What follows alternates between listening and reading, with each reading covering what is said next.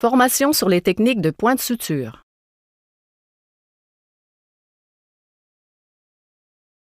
Instruments. Porte-aiguille. Technique de préhension par le pouce et l'annulaire. Utilisez votre main dominante pour la manipulation du porte-aiguille. Insérez votre pouce et votre annulaire dans le porte-aiguille. Utilisez votre index pour un meilleur contrôle. Effectuez un mouvement de rotation du poignet pour mimer la courbure de l'aiguille tenue par l'instrument.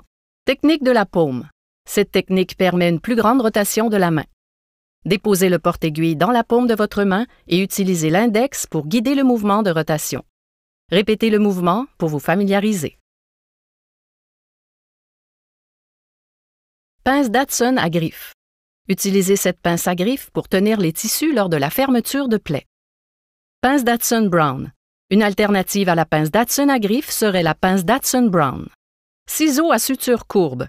Grâce à la courbe, ces ciseaux permettent une meilleure visualisation. Tenue de l'aiguille. Saisissez l'aiguille à 1/3 du sertissage et retirez doucement l'emballage de l'aiguille. Suture simple à points séparés.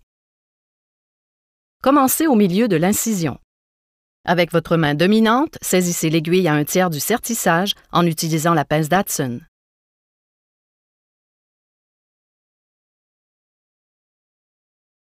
Vous pouvez utiliser soit la technique de la paume ou la technique du pouce et de l'annulaire.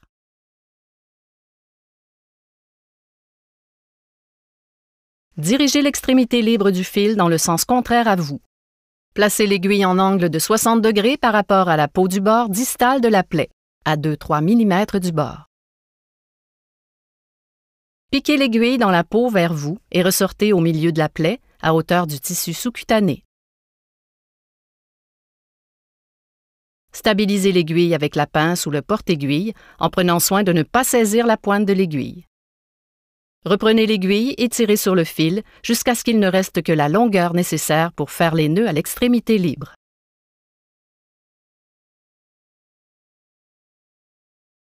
Repiquez l'aiguille dans le tissu sous-cutané du côté opposé et ressortez-la à 2-3 mm du bord.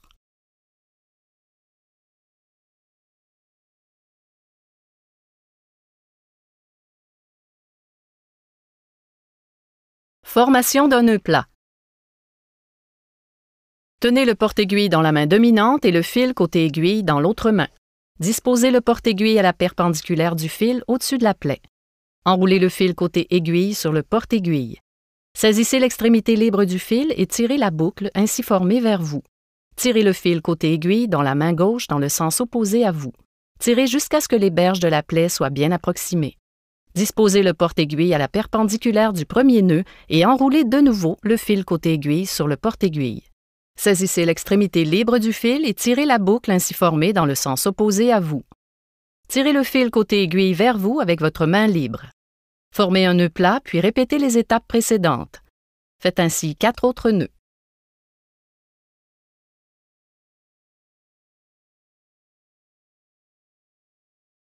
Coupez le fil à environ 1 cm du point de suture.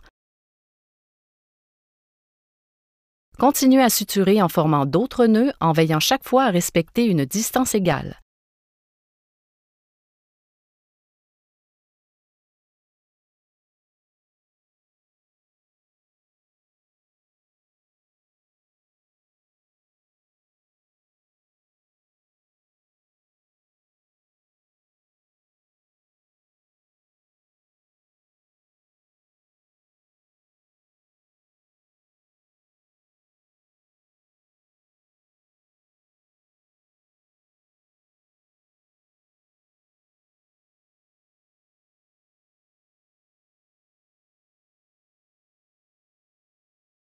Déplacez les nœuds vers un côté de la plaie pour faciliter la guérison. Regardons de plus près la réparation par suture simple à points séparés. Avec votre main dominante, saisissez l'aiguille à 1/3 du sertissage en utilisant le porte-aiguille.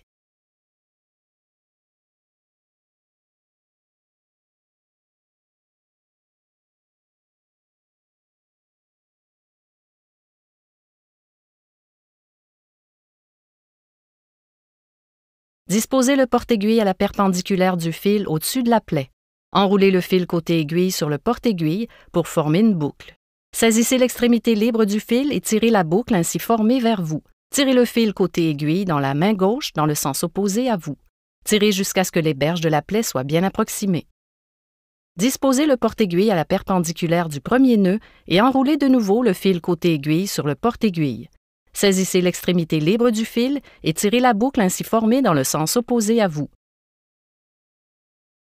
Tirez le fil côté aiguille vers vous avec votre main libre. Formez un nœud plat, puis répétez les étapes précédentes. Faites ainsi 4 autres nœuds.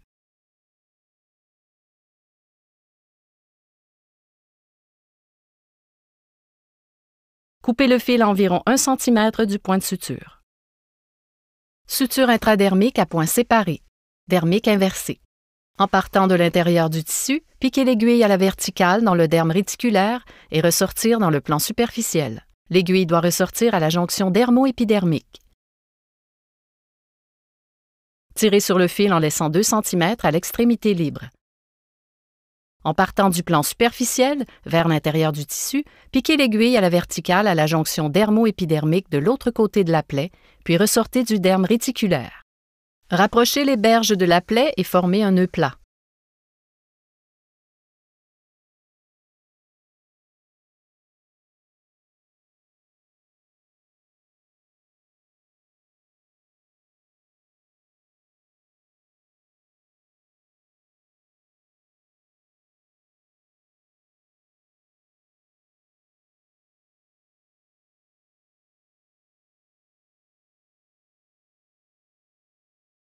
Continuez en effectuant d'autres sutures en les répartissant également le long de la plaie.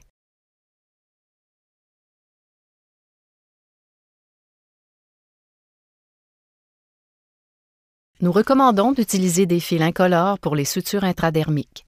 Les sutures de couleur utilisées dans cette vidéo servent uniquement à la démonstration.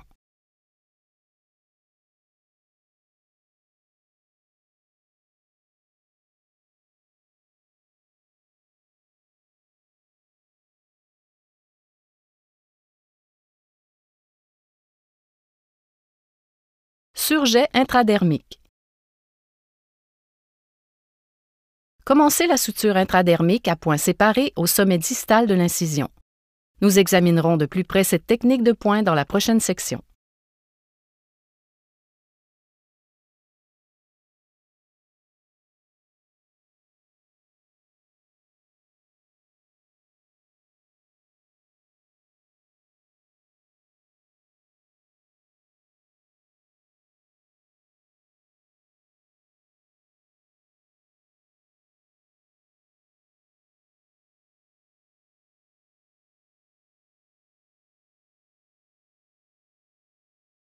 Formez un nœud plat et terminez avec 3 ou 4 jetés, puis coupez le fil à environ 1 mm du nœud.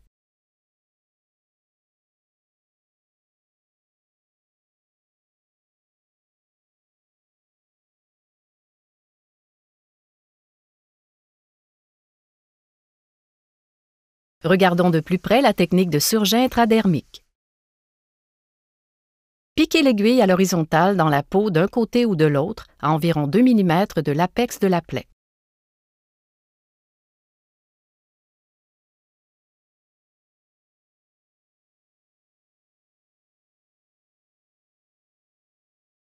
Piquez à l'horizontale le côté opposé et ce, en face du point d'émergence du fil.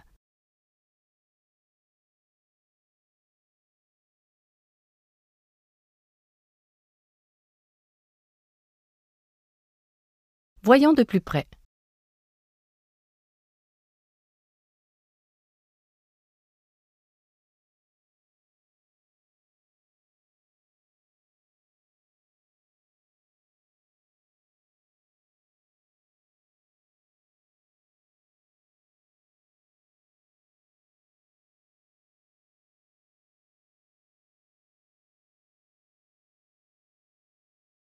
Continuez de la sorte en piquant aux 3 à 5 mm pour éviter le froncement des berges de la plaie une fois approximées.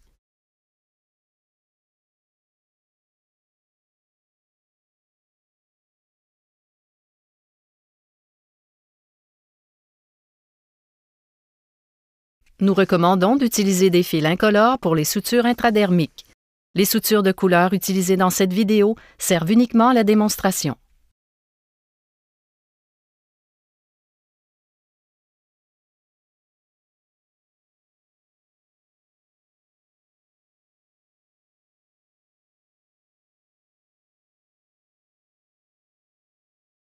À la fin de la plaie, vous pouvez former un nouveau nœud profond en utilisant l'extrémité en boucle de votre dernier point comme extrémité libre, ou encore faire un nœud d'Aberdeen.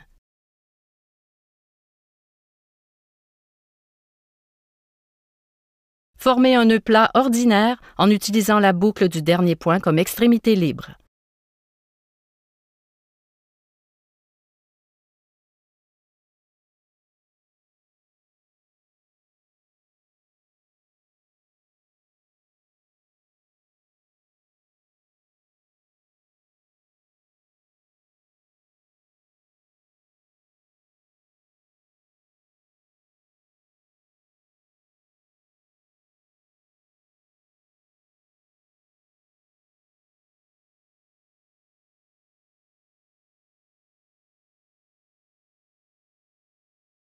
Coupez l'extrémité libre du nœud plat.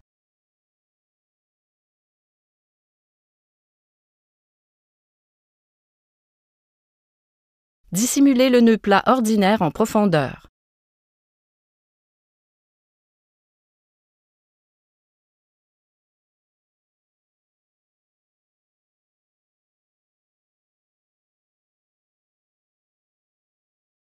Coupez le fil au ras de la peau.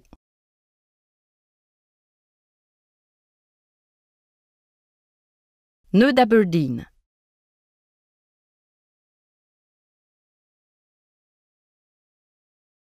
Pour former le nœud d'Aberdeen, passez le fil dans la boucle et glissez le nœud vers le bas.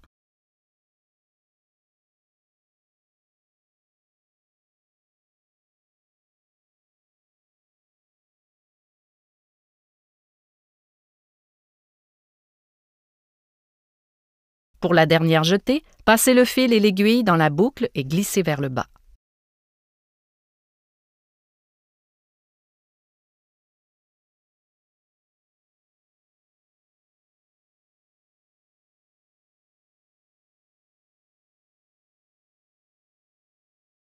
Point de matelassier vertical.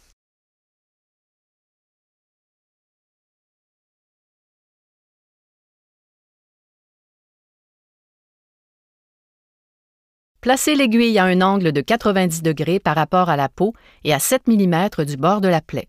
Puis piquez-la dans la peau et ressortez-la au milieu de la plaie. Reprenez l'aiguille.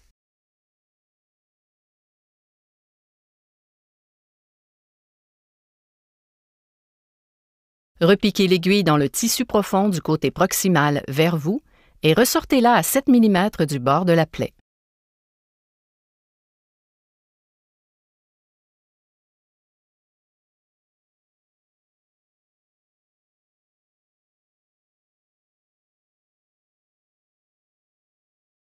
Repiquez l'aiguille dans la peau directement en face du point d'émergence, mais à 1 mm du bord de la plaie. Repiquez l'aiguille dans le côté opposé de la plaie à mi-hauteur du derme et ressortez-la de votre côté de la plaie à 1 mm du bord. Rapprochez les bords de la plaie pour éverser la peau et former un nœud plat.